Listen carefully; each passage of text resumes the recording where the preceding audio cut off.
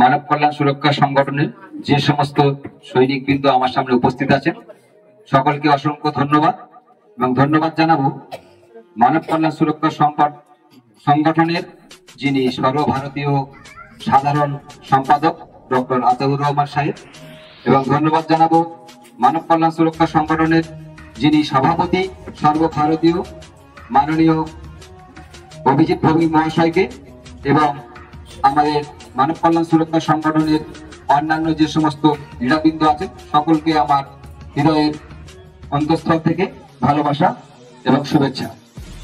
আমি বলবো যে আজকের মানব কল্যাণকে নিয়ে যিনি ভাবছেন, তিনি কি ভাবছেন, তিনি কি করতে চাইছেন, পরবর্তী পদক্ষেপ আমাদের কি। সমাজের আমরা সকলে জানি সমাজের প্রত্যেকটি মানুষ সকলে কিন্তু ভালোভাবে, কেউ চাকরি করে না, কেউ ভালো ব্যবসা করে না, তার মধ্যেও অনেক আর্থিক পিছিয়ে পড়া মানুষ আছে যারা এখনো দিন আনে দিন খায়। একদিন যদি সে কাজে না যায়, দেখা যায় যে পরের বেলা তার সংসারের মধ্যে অনেক অসুবিধা হয়। সেই জন্য আর্থিক পিছিয়ে পড়া মানুষের জন্য একে একে একটি করে প্রকল্প আমরা বাস্তবায়িত করছি। সেগুলো থেকে আপনারা অনেকেই পাচ্ছেন, এখনো অনেকে এখানে উপস্থিত আছেন যে এখনো পর্যন্ত তারা হাতে পায়নি, হয়তো পাবে, এবং আরো যারা উপস্থিত আছেন যে আজকের মানব কল্যাণটা নিয়ে তারা বিস্তারিতভাবে জানবেন, তারপরে তারা অংশগ্রহণ করবেন। তো আমরা চাইছি শিক্ষা এবং স্বাস্থ্যের উপরে বিভিন্ন পরিষেবা দেওয়ার জন্য।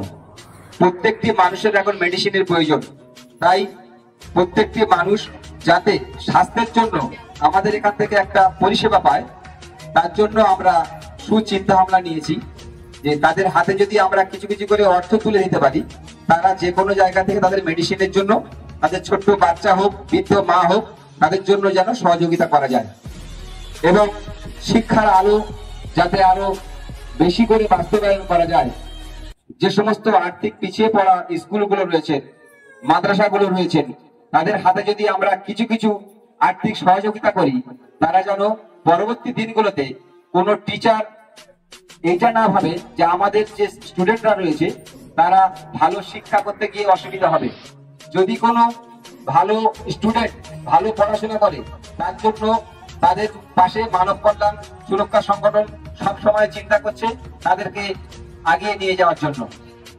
এবং আর আমি বেশি কিছু বলবো না, কারণ সবটাই আমাদের গোলাম মোস্তফা লস্কর মহাশয় উনি অনেকটাই বলে দিয়েছেন। এই লিডার গুলো যাতে আরো বেশি করে তারা চেষ্টা করে যত তাড়াতাড়ি সম্ভব আমরা সরকারের কাছ থেকে বিভিন্ন প্রকল্পগুলো পাবো। সেই জন্য সকলকে অনুরোধ করবো তারা প্রত্যেকে যেন এইভাবে চেষ্টা করে।